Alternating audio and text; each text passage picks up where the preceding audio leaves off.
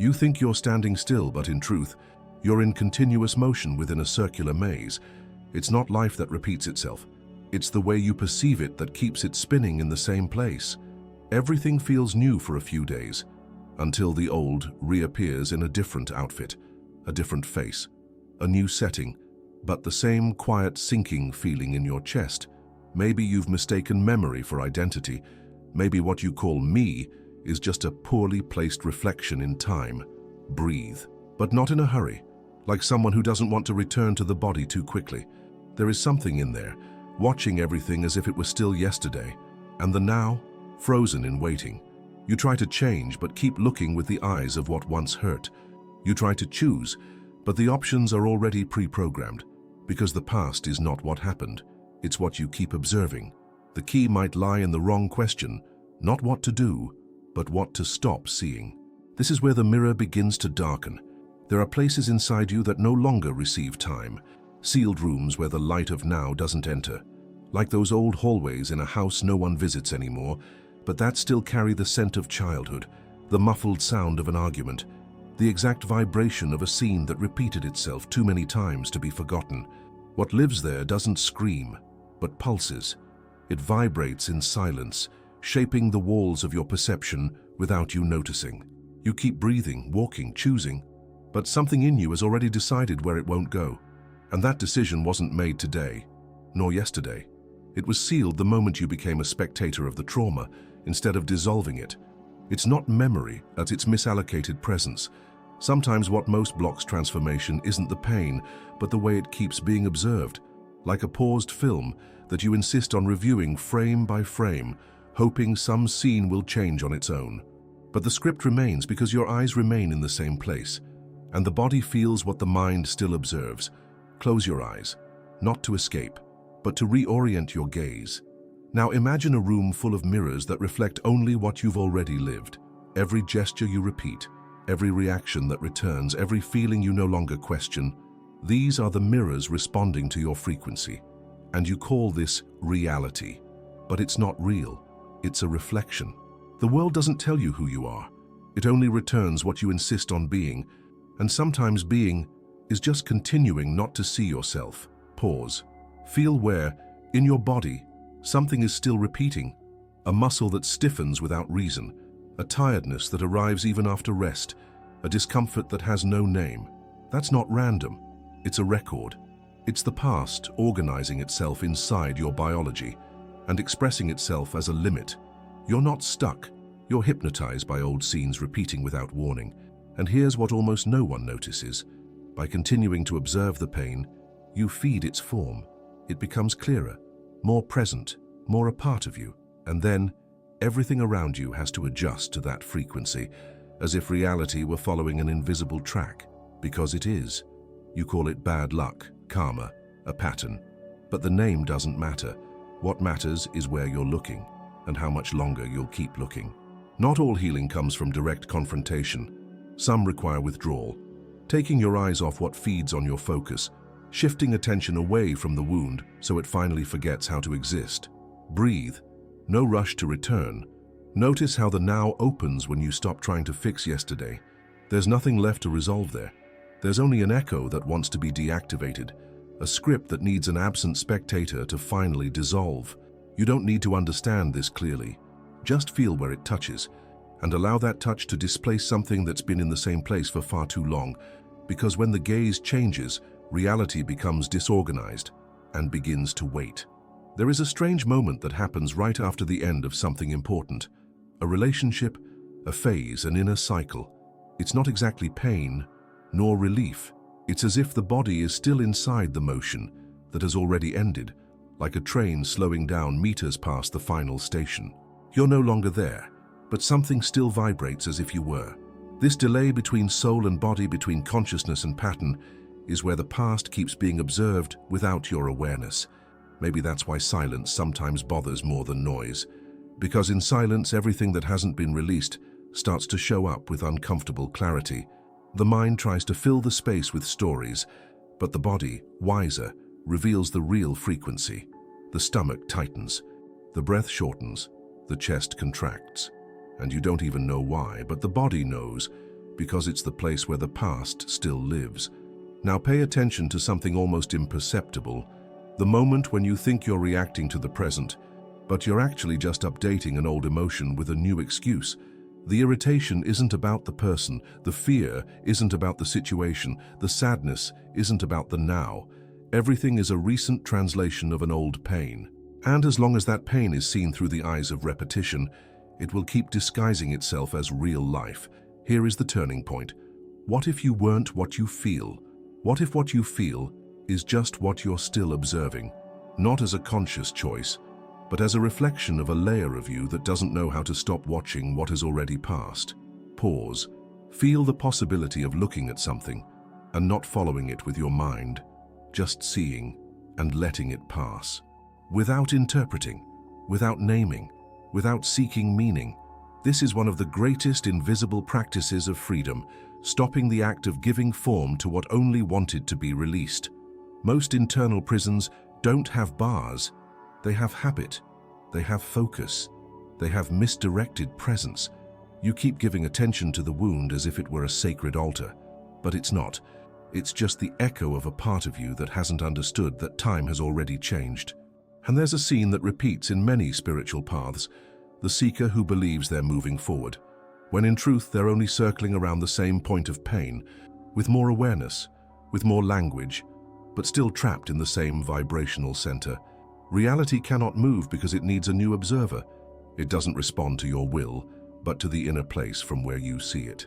So maybe the question isn't what to do with the past, but who is looking now? Is it you whole, or just the fragment that survived the pain?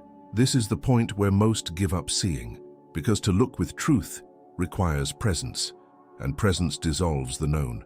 Breathe without intention. Let the now reveal what is still being held, and feel, even if just for a moment, the strangeness of no longer knowing if what you're living is what you're choosing, or just repeating. You want the new, but you keep sleeping in the bed of the old. You change the sheets, swap the curtains, light different incense, but the body lies down in the same emotional outline, and the dream, invariably, returns to the same point where you always wake up exhausted. It doesn't matter how many rituals you invent. If the inner ground doesn't change, the ceiling of reality remains low. There's a kind of loyalty no one admits to, loyalty to one's own suffering, not out of preference, but out of habit. You learn to move within pain like someone who already knows every shadow in the room, and the new, no matter how desired, seems too big, too bright, too free. It's frightening, and so you sabotage yourself, but call it caution. You repeat, but call it process. You resist, but say you're feeling it little by little, but it's the past, dressing you around the edges. Observe. There are patterns that don't scream. They whisper. They eat away from the margins. They hide in the pauses between your thoughts. They take shelter in the seconds when you hesitate without reason. They're the ones that throw sand in your eyes when something good approaches, that tighten your chest when someone sees your light, that provoke internal silence just when you're about to surrender. You believe you're protecting your essence, but you're only protecting the program. It's hard to recognize this without feeling guilt, but this is not an invitation to judge yourself. It's a mirror, and it doesn't lie, it only reflects. Now imagine a bird that grew up inside a cage with the door always open. It doesn't fly because it believes the air outside has nowhere to land, because the memory of thin air became stronger than the desire for altitude. That bird doesn't need new wings. It needs to forget the shape of the cage. And you? Can you still feel the outlines of yours? Pause. Don't seek a quick answer. It will come in the form of memory, a gesture, a choice that seems small, but carries the same old script behind it. The way you go silent when you should assert yourself, the way you pull back at the very moment something begins to bloom. These are the subtle threads still stitching you to the past, and maybe you don't even want to cut them, because there's a perverse comfort in knowing who you are within pain. The unknown demands another kind of courage, a courage without a map, without guarantees, without a name. But here is the paradox.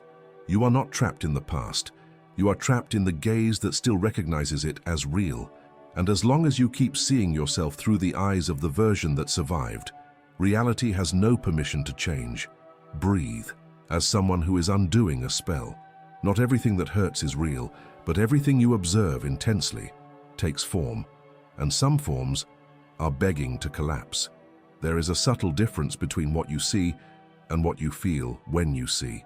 The mind interprets, the emotion sustains, and it's in this space between the gaze and the impact that the past sneaks in.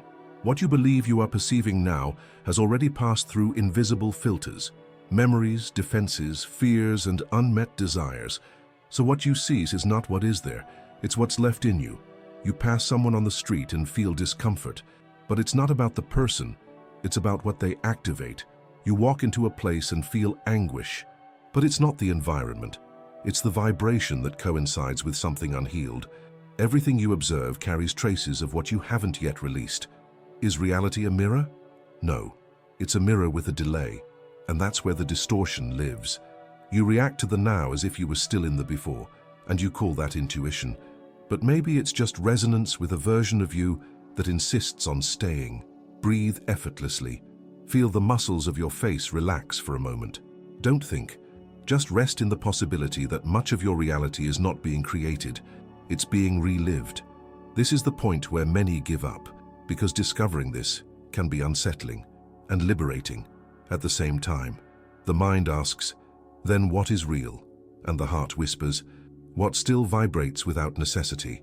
Look, most of what you call you is reaction, a conditioned reflection of old traits stored in layers of the body you rarely visit. And when you look at the world with this unupdated body, everything around must dance to the same rhythm. Now go quiet, not to escape, but to listen to what remains when the thoughts stop. There is a sound inside, a sound that doesn't come from the ears, a vibration that precedes language. Sometimes it shows up as a light shiver, other times as a thin sadness with no name. It's trying to say that something has already ended, but you're still watching the final scene. And the more you look, the longer it keeps playing. You don't need to stop remembering, but you need to stop revalidating. The past only survives because it still receives attention from the present. And there is something deeply symbolic in this. Every time you observe what was with the same emotion as before, you reaffirm the existence of a version that no longer lives, but feeds on your observation. Turning point. What if you could simply stop looking? Not reject, not fight. Just stop sustaining the focus. Like a candle that goes out because the wind changed direction. Like a mirror that stops reflecting because you're no longer there. This is the small revelation many never reach. The past doesn't want to be understood. It wants to be forgotten in the body, dissolved in the pores, gathered by presence and buried without guilt. Breathe again, as someone arriving at a place that doesn't yet have a name. From here on, time can begin to reconfigure, but only if you stop observing what no longer pulses and let something new observe you. Some seeds don't sprout because the soil still carries the memory of winter. On the outside, the body says yes to the new, but on the inside, the earth still fears the thaw. There is an invisible hesitation between wanting to bloom and still carrying the cold of what froze long ago. You may think you've already let go, but what remains in silence deep in your chest still holds the subtlest thread of repetition, and reality, obedient, waits for the moment that thread unravels. It does not force its way in, it simply bows to your vibration. An image arrives now, an old house with windows closed for decades, where the air has grown accustomed to the darkness. You decide to open a crack, not to change everything, but to let the light slowly touch the forgotten objects. That's how it begins, not with rupture, but with a slight shift in presence, a gaze without intention, a sliver of warmth in a space long thought immovable. Observe without seeking. That is already transformation. Perhaps what needs to happen is not an explosion of awareness, but a shift in position between you and the past. Instead of watching it, allow it to dissolve while watching you. Presence is a language, and it emits a sound that old patterns cannot withstand for long. You don't need to erase anything. Just stop repeating the internal gesture of always returning to the same place, because the return is not in time, it's in the way you walk within. And there is something deeply light in this, realizing it is not necessary to break from the past, just to stop making it the center. What has already been lived is not an obstacle, it's scenery. It's there to be passed through, not carried. Breathe gently now, like someone walking across a bridge without railings, but with no wind either. Everything is still, Because you are in another vibrational place, and this place isn't measured by location but by silence. When you stop observing what shaped you, you begin to be shaped by what has no form yet, and that is what the universe waits for. An internal space where it can pour itself without having to justify. Nothing needs to be forced. You just need to step out of the center of the story that has already ended and allow the emptiness to enter as a guest, not as absence. It is from this space that reality begins to move, effortlessly, unhurriedly, and almost without sound. Some realities don't break because you still contemplate them with reverence. There are pains that remain intact, not because of their strength, but because of the invisible altar where you still place them. Attachment to what hurts is rarely logical, it's devotional.